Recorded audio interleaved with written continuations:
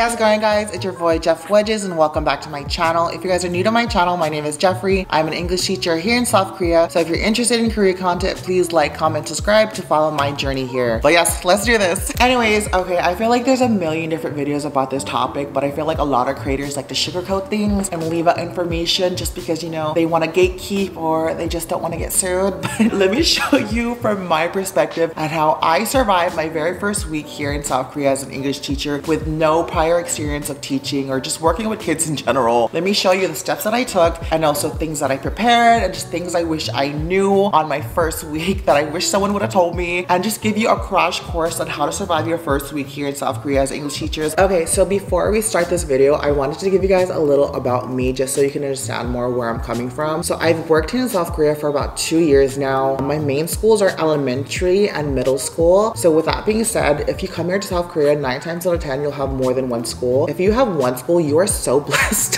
But for me, I have 2 schools, but I've also worked in online learning for middle school for a school that does not have an English teacher. I've taught adults and I've also taught high school debate. And those are just extra programs that my Office of Education has given me just so I can make more money. When I came here, like I said before, I had no prior experience working with children whatsoever. I had a business degree and I worked in finance for the last 3 years before coming here, you know? So I was so far from, like, you know, my career path of becoming a teacher. So that just tells you basically if I can do it, you can do it too. Okay, so for your first week of school, 9 times out of 10, you're probably not doing anything. You're probably just gonna be shadowing and just learning the rope, but it's different for every school. For example, my elementary school, my first week, I shadowed and just learned what was going on in the school. But for my middle school, on the other hand, I was like thrown straight into teaching basically. So it's always good to prepare. But one thing I will guarantee you, your first week of school, it's gonna be a hot ass mess for everyone, for your admin, for you and like your co-teacher, everyone. It's gonna be crazy, but it's okay. Get out a piece of paper, take down some notes, and we'll do this together. Okay, so I might be reading off my notes for this one, but the very first thing that I want you to prepare before even coming to your school, before even doing EPIK training, before even like coming to Korea, is I want you to prepare a PowerPoint for your first day of class, okay? An engaging PowerPoint, that is a must, because like, of course, on the first day of school, like honestly, you might not be doing anything, but it's different for every school. And if you're a Hagwon, like I don't think you need to listen to this because I don't know what the hell y'all do, but this is for like specifically EPIK teachers. You have to make an engaging PowerPoint because sometimes you might be thrown in a situation on your first day of school, first week, where like you haven't communicated with your teacher about anything, but they throw you into the classroom and they want you to present some kind of lesson. Okay guys, so this is what I mean by having a engaging PowerPoint presentation about yourself. So what you're gonna do is you're gonna make a PowerPoint on Microsoft PowerPoints or Google Doc. Doesn't really matter. I prefer Google Doc just because it's easier to use. But yeah, just do something really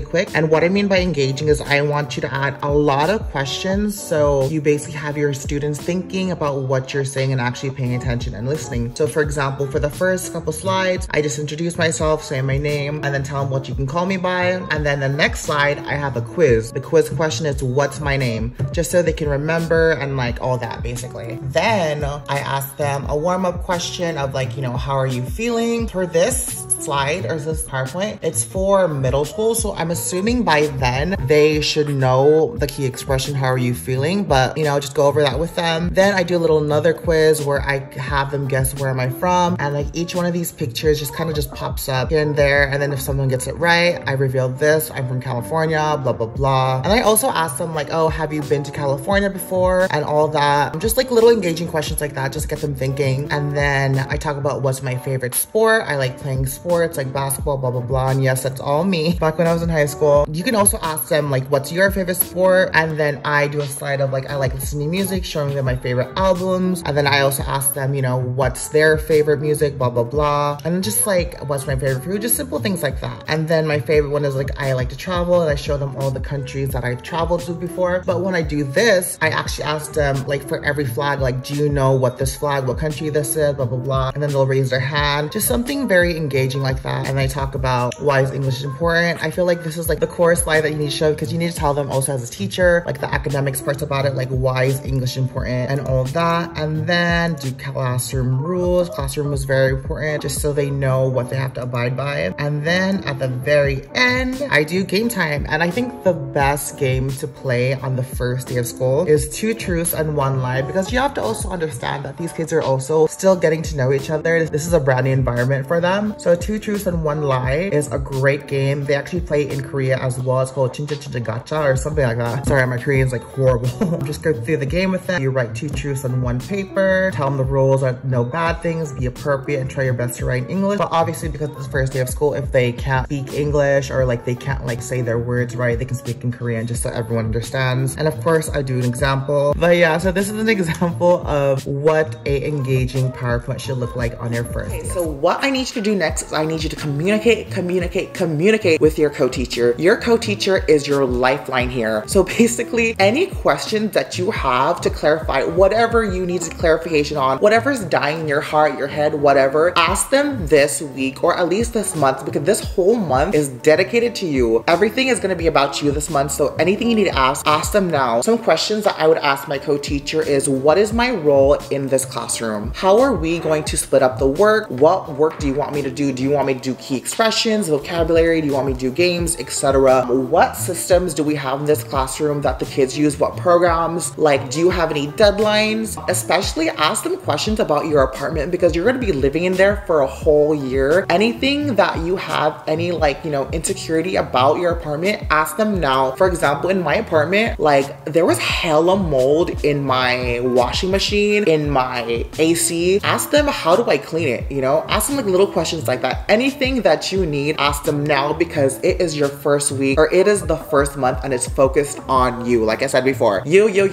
Also, it's good to ask the questions now so you don't look stupid later on. You know what I mean? Especially when it comes down to when you're teaching, it's good to know all your information, all your eggs in one bucket, you know? Okay, so next what I want you to do is I want you to create a Google Doc folder just for your content and all your lesson plans for this year.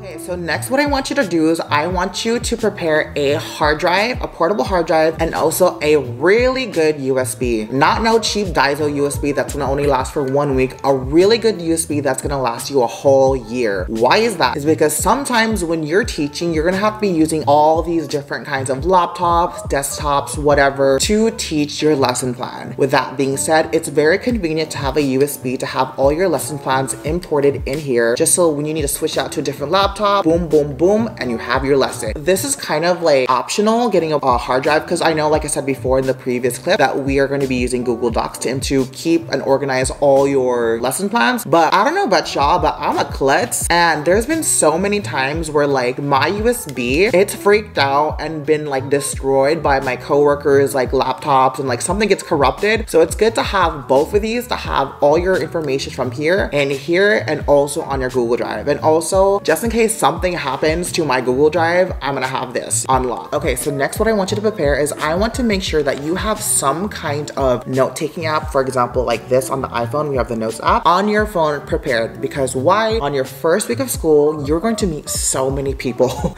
and it's important to try to get to know who are your coworkers, who is what teacher. For example, what I would do when I meet someone on the first week of school is I would take down their name. For example, Kim, Woo, Sang, name, teacher, whatever. I would write down their position, whether they're an admin or if they had a homeroom class, for example, if they're the 5-1 teacher, 6-1 teacher, etc. And then I would write down a short little description about them. For example, if they had short hair, tall, they were funny, something that you know you can remember them by. I know it's kind of optional because some of us are only here for 1 year, but I feel like it's your job to do your due diligence and just like learn about your coworkers, you know? I mean, they all know you, so it's good to know them as well. Also, some of them are gonna really help you out this year and they're gonna do a lot lot of things for you. So it's good to know your coworkers. Also, if you don't know Korean, just ask your co-teacher. They'll help you out.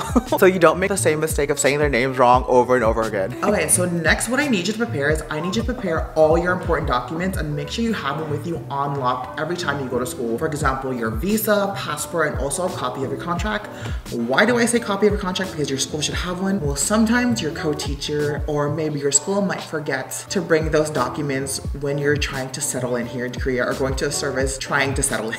Okay, so it's important to have those documents with you because your first week and your first month, honestly, is all about settling you in, making sure you have the right resources to help you survive here. For example, you're going to be going to immigration multiple times. You're going to go to some kind of bank service, some kind of phone service, maybe like even water, electric service, but your school should be handling that already before you even come here. And all these different kind of services just to help you settle in. So make sure you have those documents with you so you're not going back and forth to your house, to your school, and to whoever provider you need to go to, okay? Okay, so the last and final thing I want you to prepare is actually pretty optional. You can actually wait for this, but I did it my first week just because I wanted to get it over with, and that's gift giving here in Korea. Okay, so what I mean by gift giving is that usually in Korean culture, it's like tradition to give your workplace like some kind of gift. Usually everyone does food, which is also the cheapest option. And also you have to understand that you can't spend too much money because that's kind of illegal and it's considered like a bribe. So do something small and cheap. So what I did for my first day of school is I brought a bunch of C's candy, like just the mini lollipop ones that you can find for like $10 for like 100 pack or something like that. I brought one of those and brought it to the teacher's room for everyone to like share and eat, and just wrote a note saying, hey, like I hope you guys enjoy. This is from Jeffrey Teacher, blah, blah, blah, blah, blah. But of course, your gifts have to also, I guess, be determined by the hierarchy of the school. So for example, what I mean by that, so your vice principal and your principal, of course, because they gave you the job, you have to get them a better gift than what you gave the teachers. And then of course, because your lifeline is your co-teacher, get a good gift for them as well. So what I did was I did 2 boxes of C's Candy chocolates. You don't have to do C's Candy, just to let you guys know, I'm just bougie and like it didn't break my bank. So I did 2 big boxes of C's Candy, which not really big, just like the normal 12 pack or the 12 pieces of candy for my co-teacher or for my vice principal and also my principal. And then my co-teacher, he got like a mini version of that and also like a little lollipop box thing just because, you know, he's gonna be my lifeline. But yeah, it doesn't have to be too crazy. Also, this is totally optional because what a lot of people also do is they spend their first paycheck on getting it. So for example, you can wait like after the first week for your first month or so to get your first paycheck to actually buy something here in Korea. That can work too, but I wanted to get it over with, so I did the first week. All right guys, so that's it for today. I hope this video helped you out. Honestly, just be open-minded, be flexible, and just push through. You're gonna feel so many emotions and it's gonna be really crazy for the first couple weeks, but you know what? After 3 months, you're gonna be such a pro, so you got this. Just keep pushing. But yeah, if you have any questions, just feel free to leave it down in the comment section below or even DM me on Instagram or TikTok or whatever, and I'll help you out to the best of my ability, okay? So yeah, keep fighting. You got this. Congratulations on taking your first step to moving to another country and becoming an English teacher in South Korea. Bye guys, remember to like, comment, subscribe, and thank you for watching my video. Bye-bye.